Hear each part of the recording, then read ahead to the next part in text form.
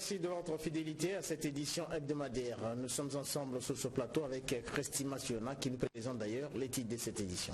Dans ce journal, nous reviendrons sur la conférence de presse organisée à Brazzaville dans le cadre de la célébration de la Journée internationale de lutte contre les violences faites aux femmes.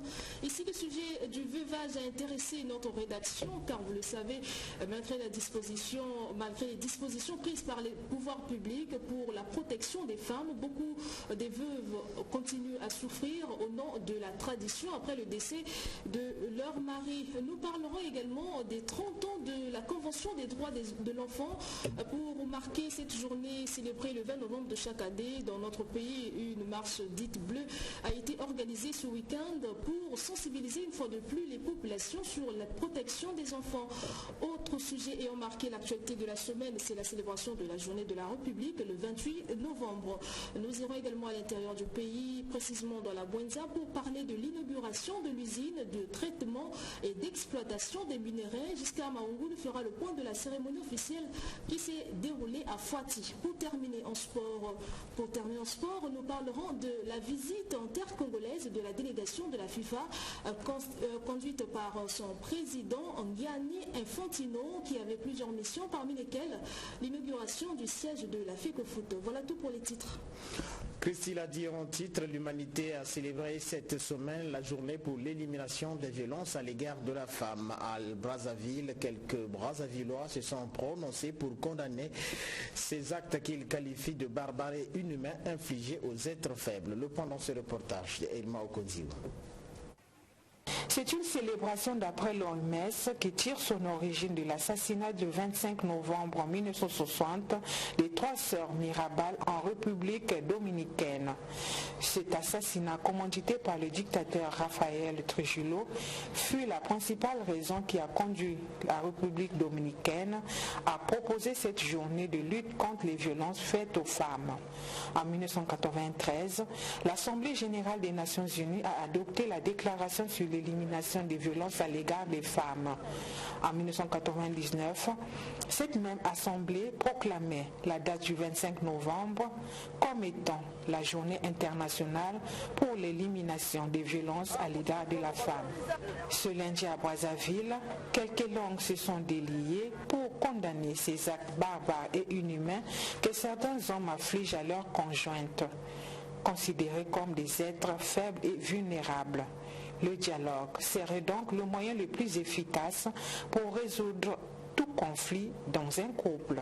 Et c'est pas bon ce qu'il fait, c'est pas bon. Il doit s'occuper de sa femme.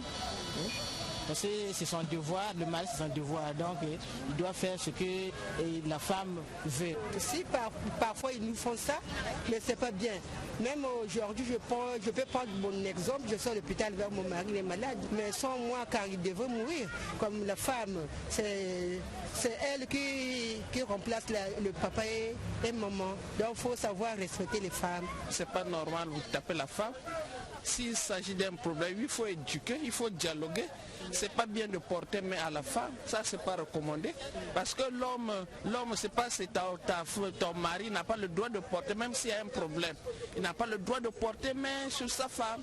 Parce que je connais un homme, il avait tué sa femme, mais c'est pas normal. Donc il faut, les hommes, soyez quand même, comment je peux dire ça, soyez corrects. Parfois il faut s'il y a un problème comme ça, il faut avoir de maîtrise, de dialoguer avec la femme et après parce que la colère vraiment c'est une courte folie. Face à cette situation, certains hommes interrogés pensent que battre sa femme est un signe de lâcheté. L'homme doit considérer la femme comme étant son égale. Donc quels que soient les problèmes qu'on peut avoir, on doit avoir un dialogue. Et pour un homme qui résout le problème en tapant sa femme, c'est déjà un problème d'une lâcheté. De couple, il sera souhaitable de consulter un psychologue clinicien au lieu de toujours faire recours à la justice, a-t-elle conclu. Le 25 novembre de chaque année, l'humanité célèbre la journée internationale pour l'élimination de la violence à l'égard des femmes. Cette journée a été instituée par les Nations Unies depuis 1993 parce qu'ils ont compris que les violences à l'égard des femmes et les filles constituent l'une des violations des droits humains les plus dévastatrices dans le monde. Malheureusement, elles sont encore nombreuses. Aujourd'hui, ces femmes victimes de violences qui ne dénoncent pas ces actes. Réagissant à notre micro, l'honorable député de Mboudi, Lekunzu Avake, a exhorté les femmes victimes au bon sens. Suivez sa réaction. Nous souhaitons que la justice puisse prendre à bras le corps cette situation, de sorte qu'il y ait des sanctions qui fassent vraiment régresser l'évolution de ces violences faites aux femmes. Donc je pense qu'il serait bien que nous arrimons toutes nos politiques de justice de sorte que ce fléau soit enfin, et pourquoi pas éradiqué. Ce que nous souhaitons, c'est l'éradication de ce phénomène. Nous pouvons avoir cette prétention-là, pourquoi pas.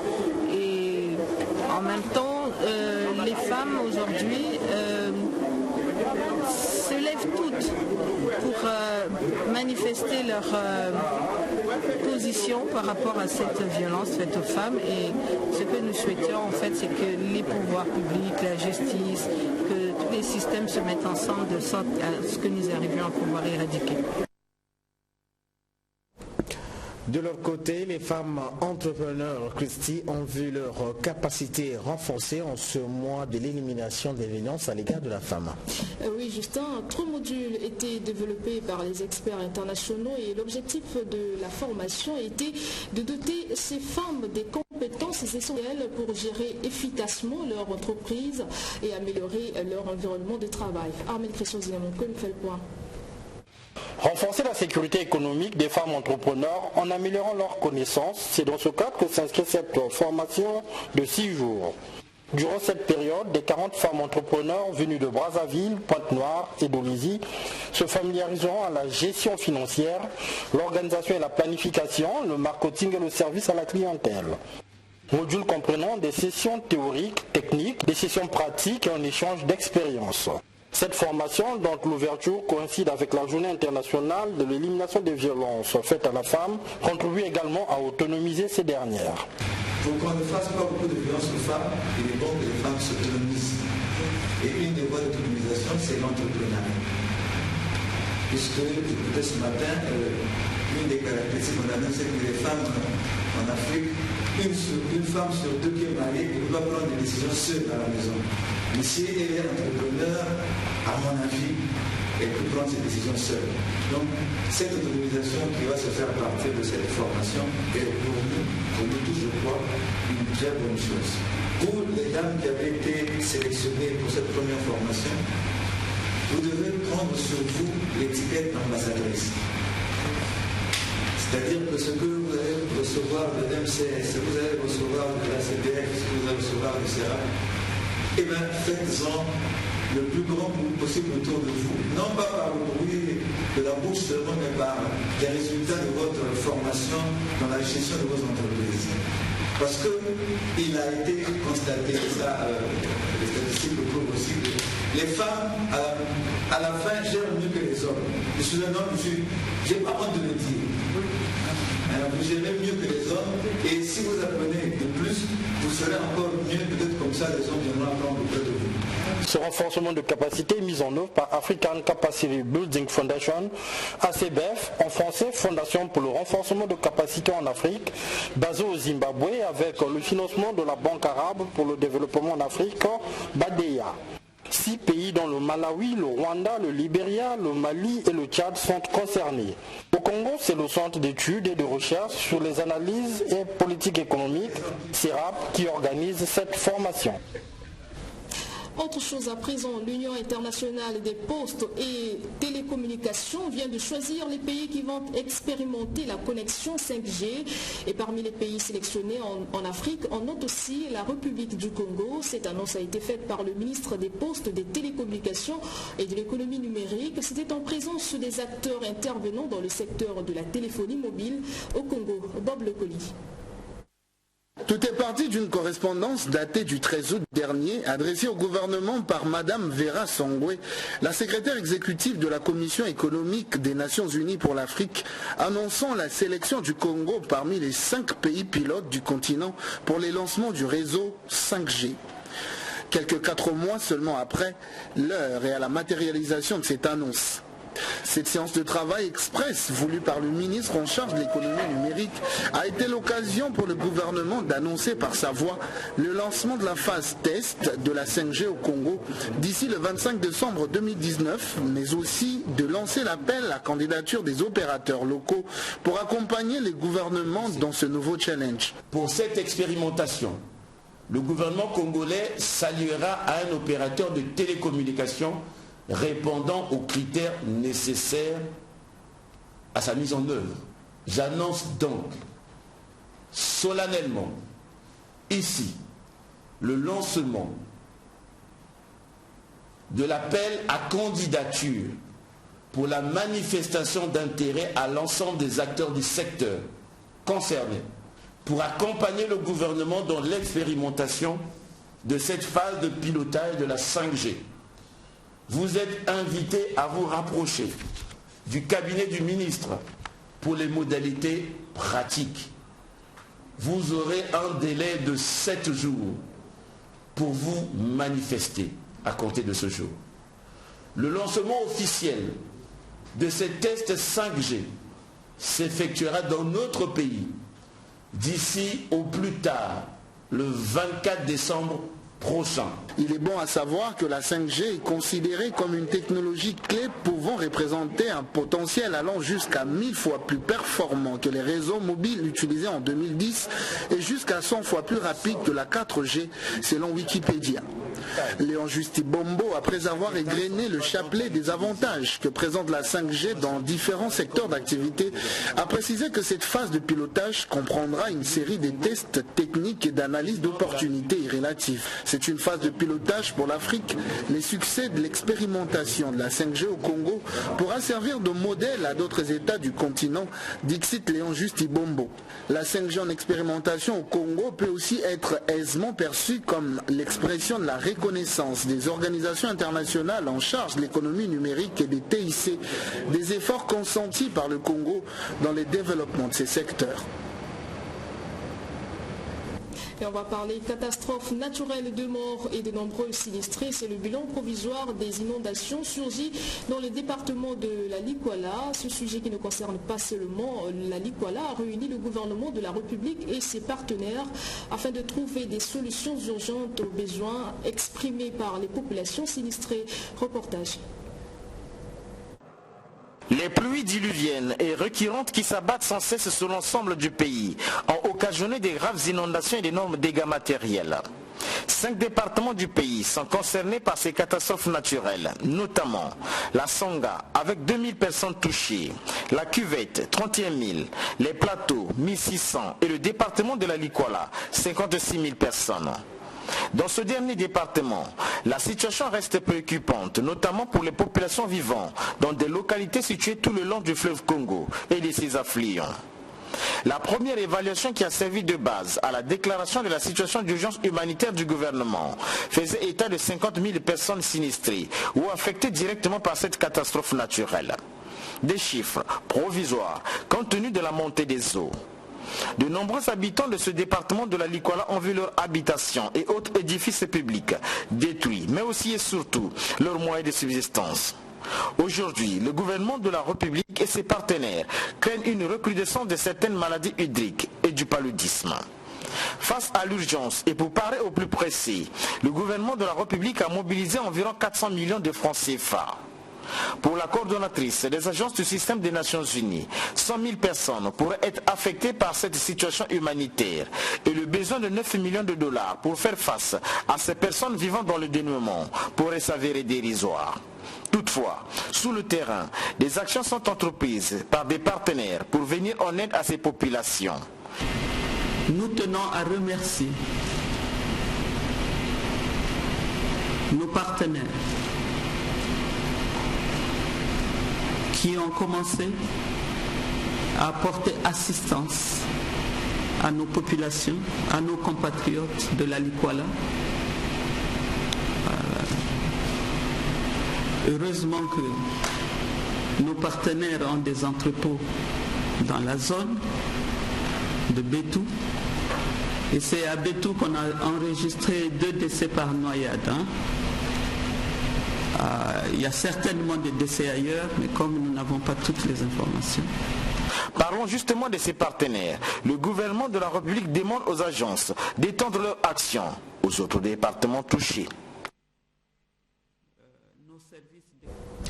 Pour permettre aux habitants de la sous-région d'Afrique centrale d'avoir accès aux médicaments sûrs, efficaces, à moindre coût, il a été lancé à Brazzaville un atelier d'inspection conjointe des établissements pharmaceutiques, comme le dit dans ce reportage Christian Armel Zinaniko.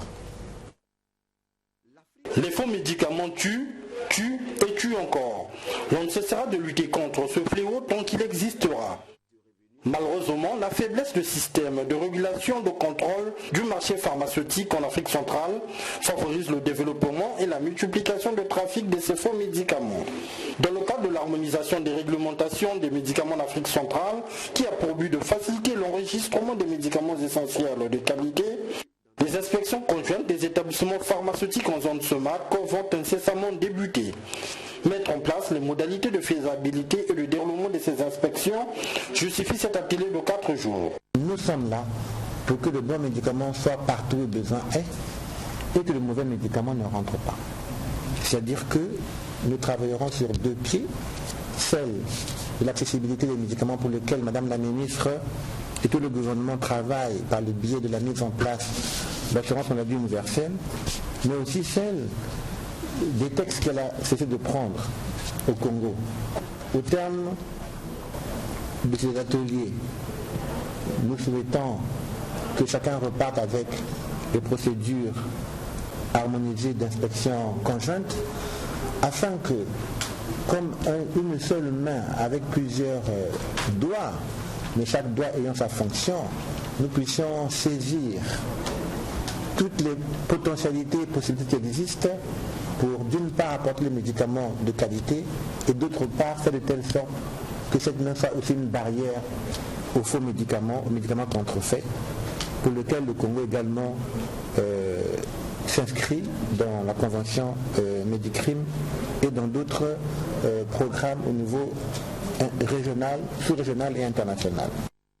Cet atelier mis en œuvre par l'Organisation de coordination pour la lutte contre les endémies en Afrique centrale, OCEAC, est le fruit du financement de la Banque mondiale et de l'appui technique de l'Organisation mondiale de la santé. Il s'inscrit dans le cadre du projet d'appui au renforcement de capacités pour l'harmonisation de la réglementation des médicaments en zone CEMAC. Et puis vous le savez, le président de la République est descendu dans le département de la Bouenzara et notamment en Fati pour lancer les activités de la Société de la recherche et d'exploitation minière Soremi en sigle. Le point dans ce reportage.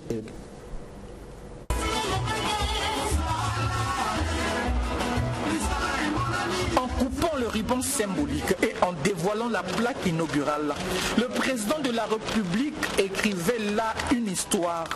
C'est pour la première fois que le Congo exploitait le cuivre. C'était la cérémonie d'inauguration de l'usine des polymétaux de Soremi et le président de la République a eu droit à une visite des lieux. Question de se faire une idée de ce qui se fera ici. De granulométrie. Ensuite, il y a un chargeur par le bas. Là, c'est au premier module où se fait le concassage des minerais. Et par ici, c'est la dernière unité dans la phase de production.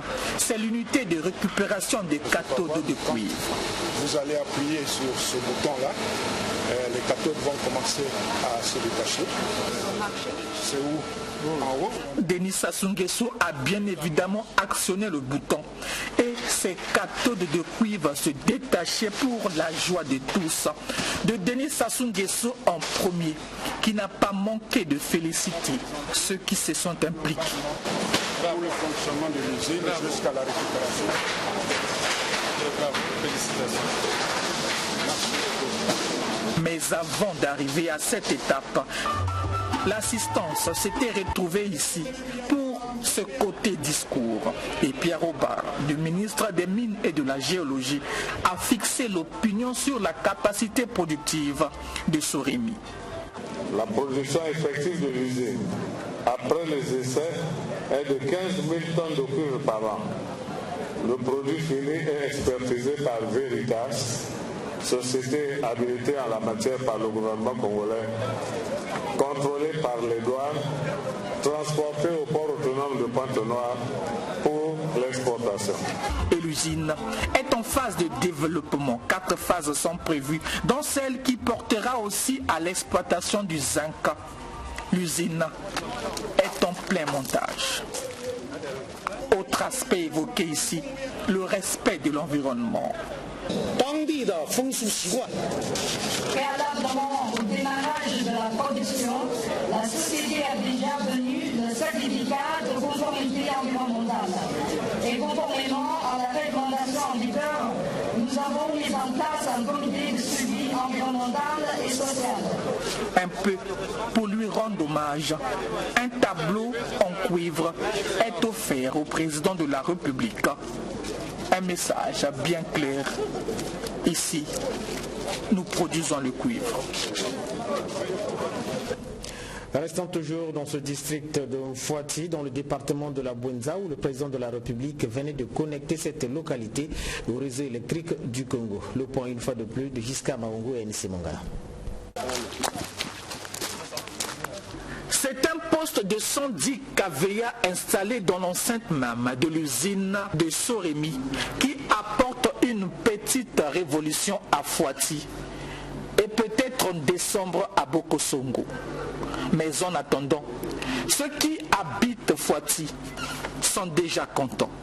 Vraiment c'est un rêve, on n'était pas sûr qu'on devait avoir le courant dans Fouati. Vraiment tous on était contents, c'était la fête dans Fouati. Vraiment tous on était contents, très contents, très contents. Content, oui. Parce qu'il y a quelques minutes, le président de la République, Denis Sassou Nguesso, venait d'actionner un bouton ici. Et le courant électrique était à Fouati. C'est une première. Fouati est toujours resté dans le noir. La localité est désormais comptée parmi les centres électrifiés. Et la joie est énorme. Joie énorme parce que depuis que nous sommes arrivés, il n'y avait pas de lumière. Et nous avons connu ce qu'on appelle l'exode rural. Le village s'est vraiment dénudé. Maintenant avec l'électricité, nous suivons maintenant l'exode, je ne sais pas qu'on appelle ça, urbaine pour venir chez nous. Vous avez l'électricité. Et on imagine aussi que c'est l'économie qui va être relancée. Tout à fait. L'économie sera relancée parce qu'au niveau de Fouati, en dehors des grands ensembles d'économie, mais les petits boulots vont naître. La nuit, nous sommes repartis pour constater. Bien évidemment, l'arrivée de l'électricité à Fouati est le sujet du jour. Tout le monde est content.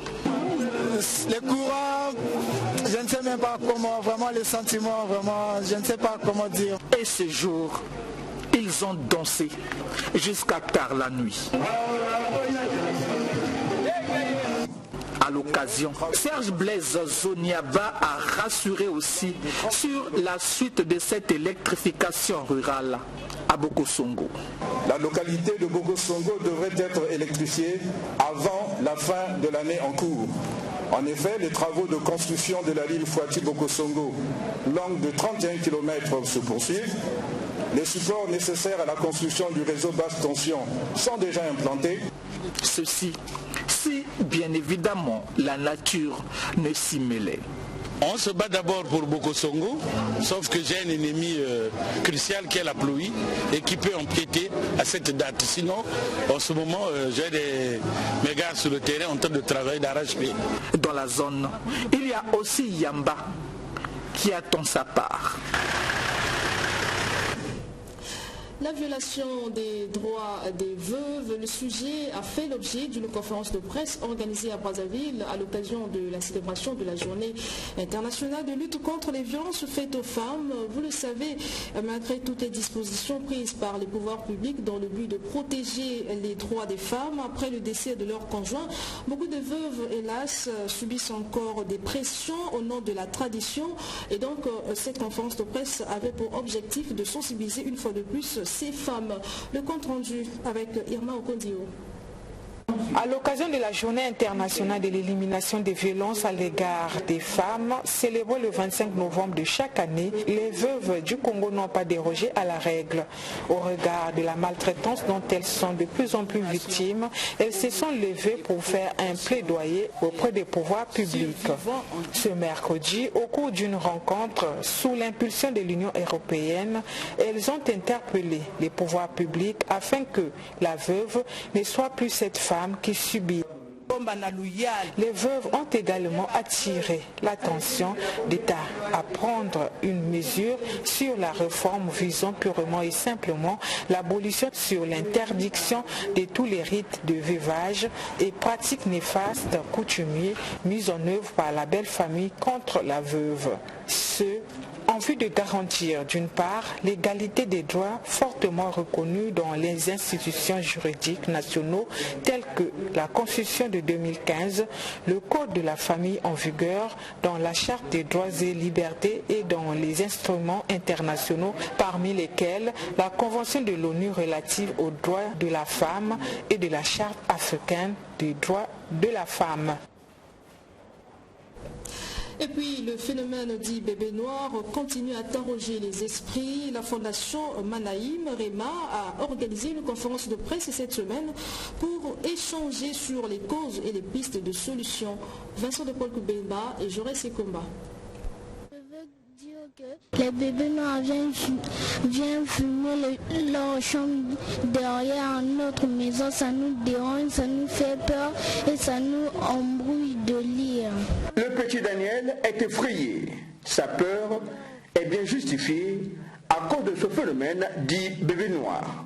Le sujet a suscité une réflexion mercredi dans la grande salle de la grande bibliothèque de l'université Marien Ngouabi. Officiers supérieurs de la police, des forces armées congolaises, de la gendarmerie, personnalités politiques et membres de la société civile ont rehaussé de leur présence cette conférence débat initiée par la fondation Manaïm Rema. Quelles sont les causes du phénomène bébé noir? Comment éradiquer ce phénomène de nouvelles délinquances juvéniles? Voilà entre autres préoccupations développées au cours de cette conférence débat.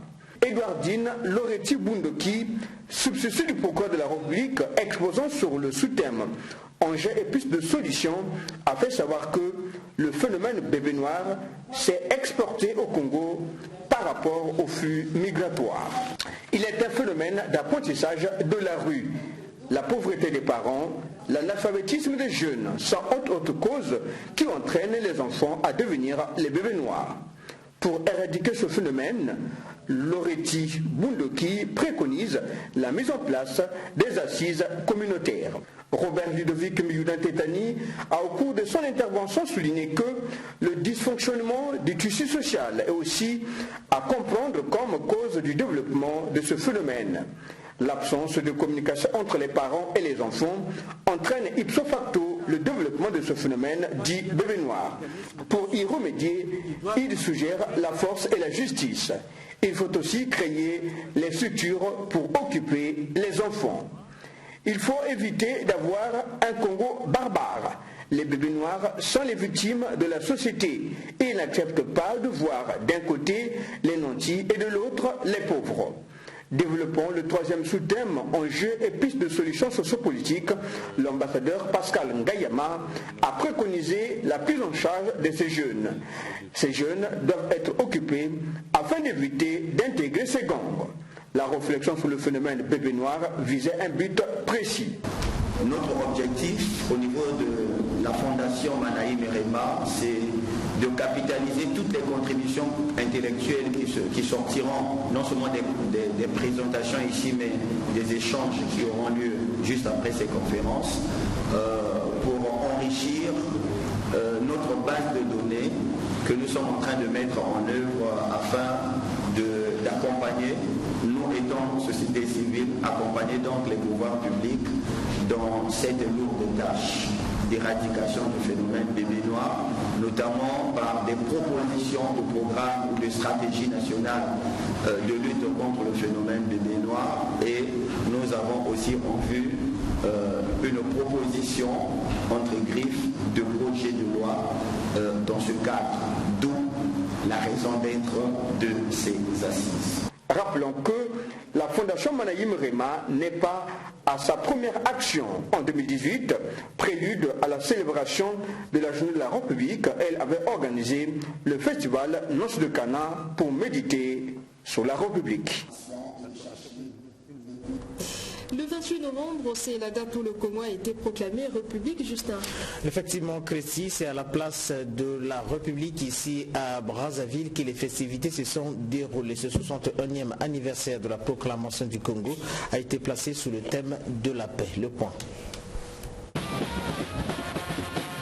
28 novembre, la place de la République accueille le 61e anniversaire de la proclamation de la République. La paix est le thème de la célébration. Mais avant, le monde a observé le rituel de tous les 28 novembre. À Pâques à danser. Tout le monde est suspendu sur ce militaire du groupement d'apparat et d'honneur. Il vient pour la levée des couleurs. Après, l'hymne national est entonné. Et c'est Thierry Leza-Mungala, le ministre de la Communication et des Médias, qui est venu pour dérouler son évocation sur la paix. La paix qu'il a sublimée, la cajolons même. La paix est une fleur délicate. Comme la rose de la femme, elle doit être semée et régulièrement entretenue. C'est d'ailleurs connu, la paix est un facteur de développement. La paix est une des conditions du développement économique. Elle est le cœur de l'économie. Sans paix, il ne peut exister une économie prospère. Ceux qui sont venus assister l'ont aussi reconnu. La paix, c'est la chose la plus essentielle pour la vie de tout être humain. Sans la paix, rien ne peut se faire. Que ça soit même dans les pays développés, causés par la paix avant de se développer. Pardon, papa président. Pardon, peuple congolais. Symbole de la paix, c'est cet instant qui a aussi marqué les moments. La reconversion d'un bébé noir et la demande de ce jeune garçon.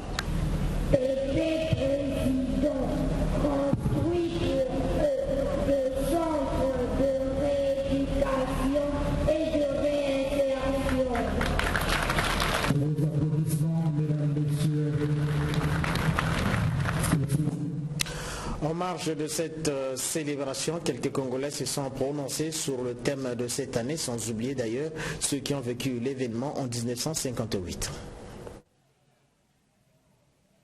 Depuis 9 ans, la date du 28 novembre est devenue une coutume de célébration de la fête de la République au Congo. L'histoire remonte en 1958, où la République a vu le jour à travers la délibération numéro 112/58 de l'Assemblée territoriale du Moyen-Congo, qui stipulait en son article 2, l'État autonome du Moyen-Congo prend le nom de la République.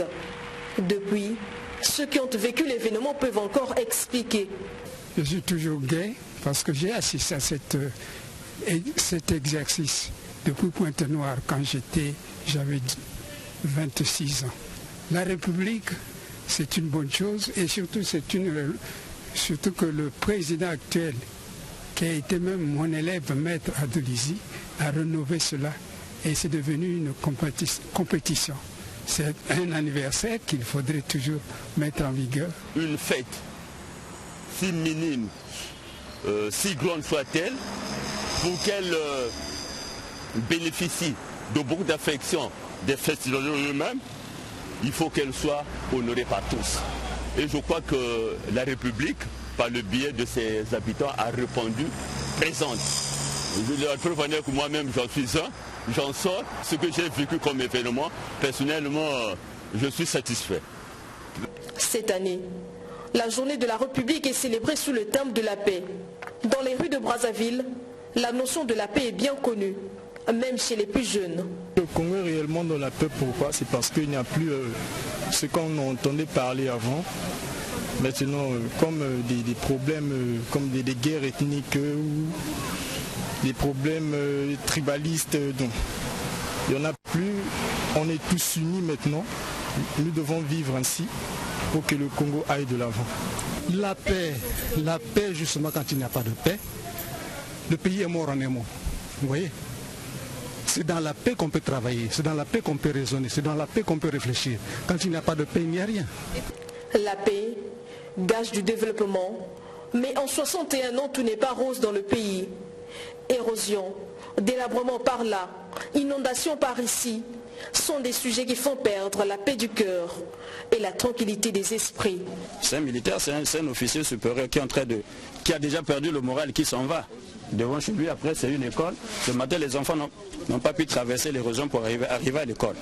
Il faut encore des efforts pour que le développement atteigne tous les coins du pays.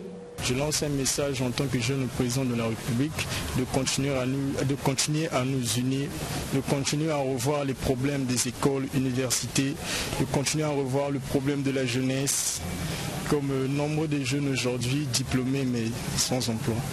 C'est donc depuis 1958 que l'État autonome du Moyen-Congo avait pris le nom de la République, et ce, après le référendum sur la communauté française qui avait obtenu 99% de oui au Moyen-Congo.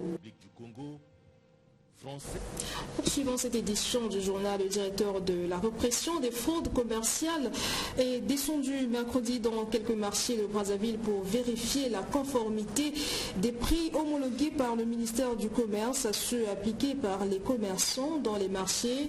Florian Niquez Mvlaleya, qui a également ciblé les boissons frauduleusement importées au Congo, a eu le regret de constater que les tenanciers des chambres froides foulent aux pieds les prix officiels. Commentaire de Théodore Balossa.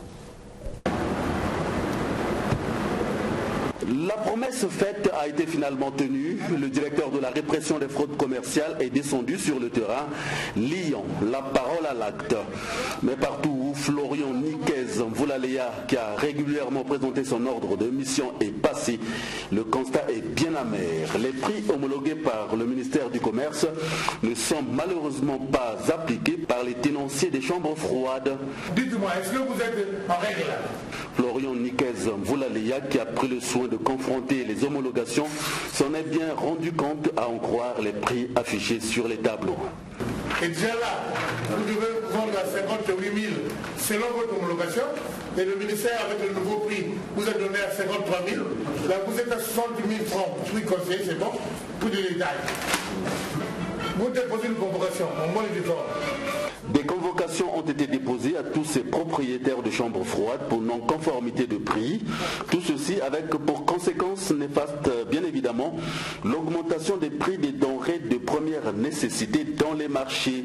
Après les chambres froides, le directeur de la répression des fraudes commerciales, qui était à la tête d'une importante délégation de contrôleurs, est passé par l'avenue de France au marché Poto-Poto. Ici, c'est la chasse à la boisson importée frauduleusement qui a été faite. Il s'agit notamment de ces boissons Branco, Dopel et surtout Kuka qui ont été prises dans les mailles du filet tendu par Florian Niquez Mvlaleya. Il y a eu quelques échauffourées.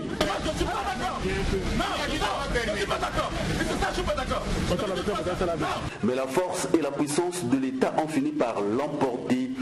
Ici aussi, des convocations ont été adressées à ces propriétaires qui sont attendus dans un bref délai dans le bureau du DRFC pour explication. A noter que dans son itinéraire, quelques Brazzavillois ont tenu à saluer les efforts consentis par Florian Niquez Mvlaleya, véritable défenseur, selon eux, des intérêts des consommateurs visiblement menacés par des commerçants véreux qui méprisent les lois et règlements de la République. puis la plateforme du syndicat de l'éducation nationale s'est retrouvée vendredi dans la ville capitale. Cette plateforme constate avec amertume que leurs revendications soumises au gouvernement lors du dialogue qu'elle a eu avec la partie gouvernementale en 2013 ne sont pas prises en compte jusqu'à aujourd'hui. Elle menace ainsi aller en grève si rien n'est fait. Le commentaire est de Morel Mabélé, David Gomez. La plateforme du syndicat de l'éducation nationale lance un préavis de grève à compter de ce vendredi 29 novembre 2019. Cette plateforme qui s'est retrouvée au siège de la MUGEF pense que le gouvernement ne prend pas en compte leurs revendications qui datent de 6 ans. Parmi ces revendications, on peut citer le non-paiement de la bourse des enseignants finalistes, le quota d'intégration à la fonction publique qui est très minime. Gabriel Mayinga, l'un des membres de cette plateforme. Voici 6 ans que nous étions ensemble avec le gouvernement. Nous sommes sortis des assises du dialogue social les 12 et 13 août 2013. Le gouvernement a pris l'engagement sur le paiement des rappels de soldes, sur l'harmonisation des textes d'intégration. Après quoi, il devait payer chaque trimestre les rappels de soldes aux enseignants. Il se trouve que depuis 2015, il y a eu une suspension unilatérale de ce paiement de rappels de soldes par le gouvernement qui ne respecte pas ses engagements. Cette plateforme du syndicat de l'éducation nationale va se retrouver dans une semaine pour analyser la situation et décider sur la conduite à tenir.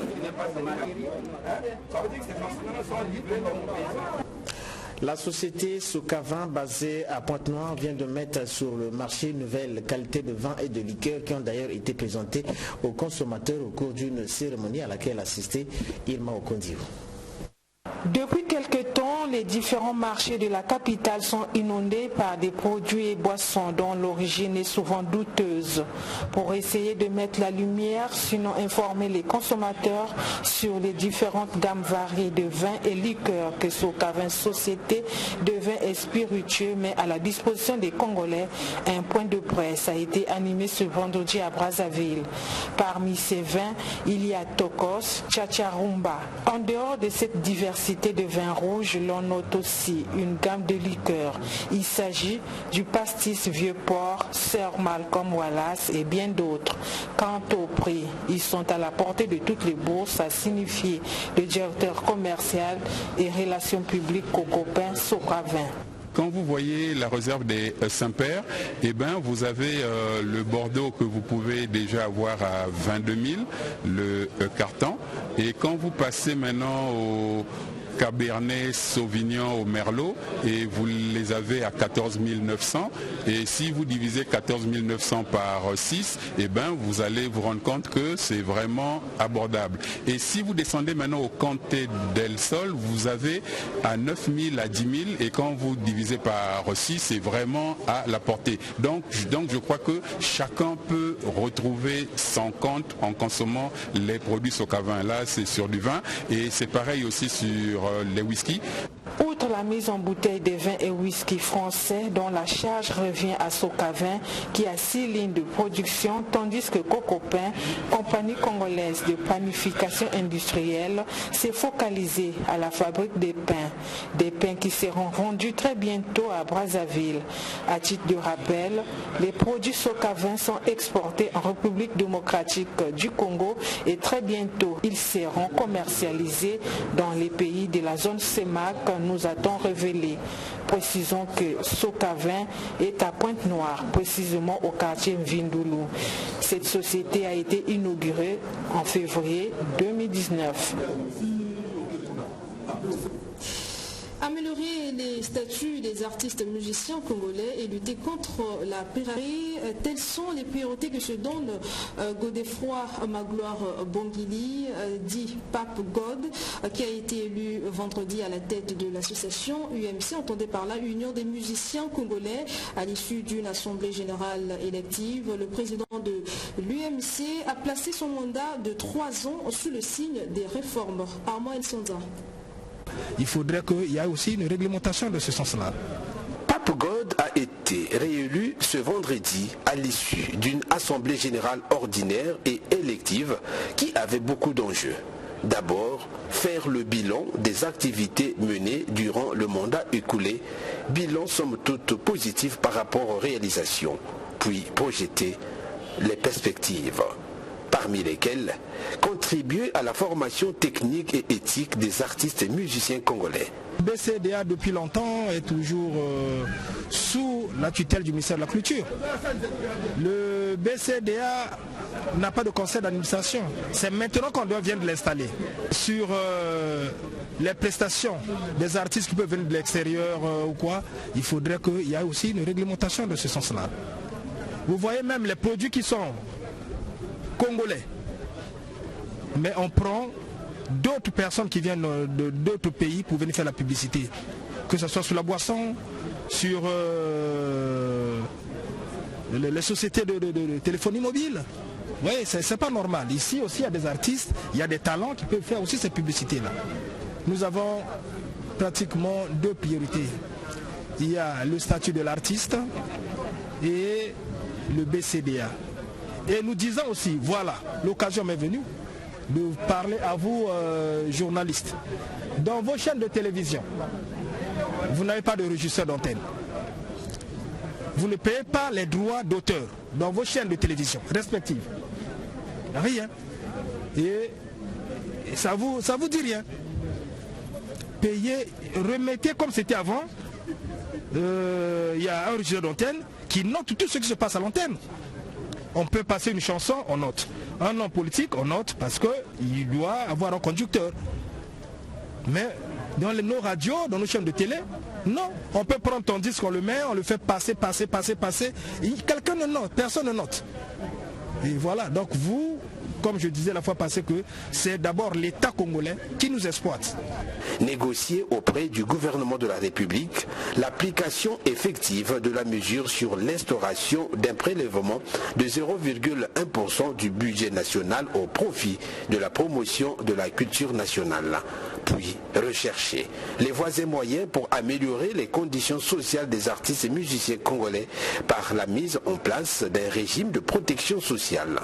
Dans son adresse, le président de l'UMC a invité les artistes à être des professionnels et non des amateurs, car un artiste doit vivre de son art. Il les a encouragés à se mettre au travail. C'est le secret de la réussite.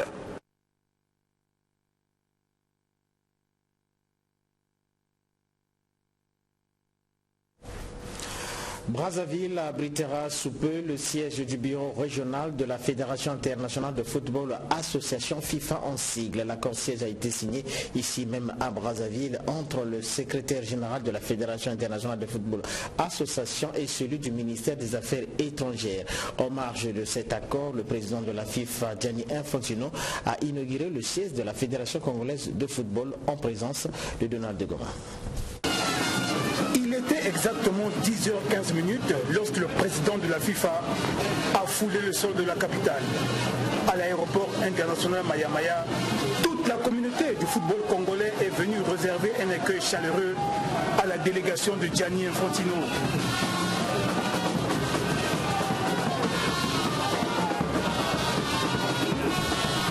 Dans sa délégation, le président de la CAF, Ahmad Ahmad, et naturellement l'ancien joueur des Lions indomptables, Samuel Eto'o, et un champion du monde 1998, Yuri Djorkaeff.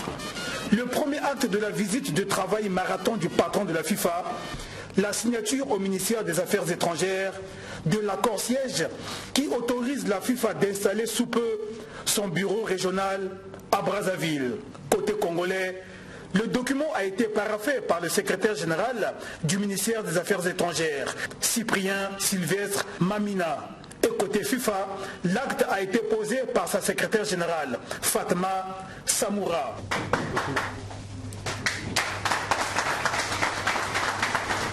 Après les affaires étrangères, la délégation de la FIFA s'est ébranlée au ministère des Sports. Deuxième acte.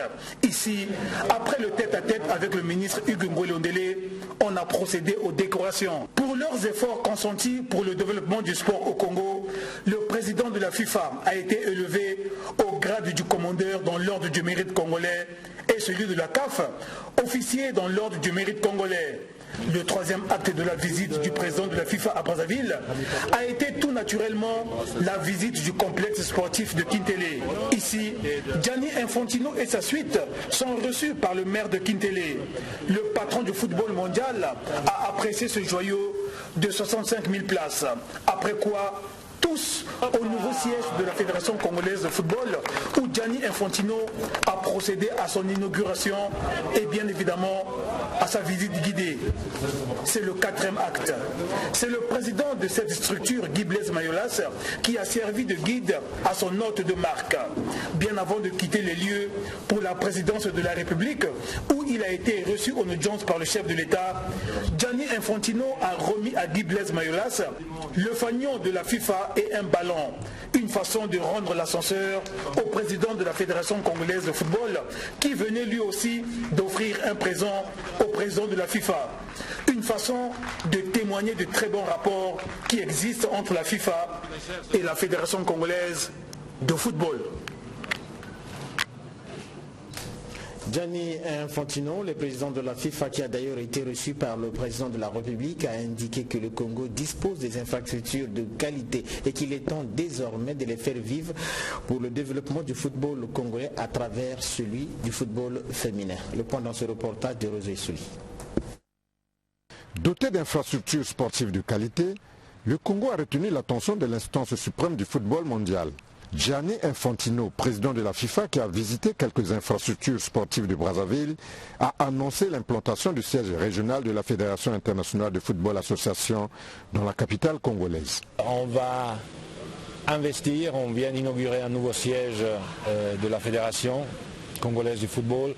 On vient d'inaugurer et de signer un accord avec le gouvernement pour mettre le siège régional de la FIFA ici. Donc la FIFA va être très présente à Brazzaville et va en fait coordonner les travaux pour toute cette région depuis ici. Satisfait de la qualité des installations sportives du Congo, Gianni Infantino a déclaré qu'il est désormais temps de les faire vivre pour le rayonnement du Congo sur le plan sportif, à travers notamment le développement du football féminin. L'entretien qu'on vient d'avoir avec le président me conforte et me rassure encore plus et nous donne encore plus d'énergie pour travailler dans cette direction. Vous avez ici au Congo des infrastructures exceptionnelles. Il faut les faire vivre. Ça, c'est notre responsabilité à la CAF, à la FIFA, à la Fédération. On va créer des compétitions, on va investir dans l'arbitrage, on va investir dans les structures pour faire ça.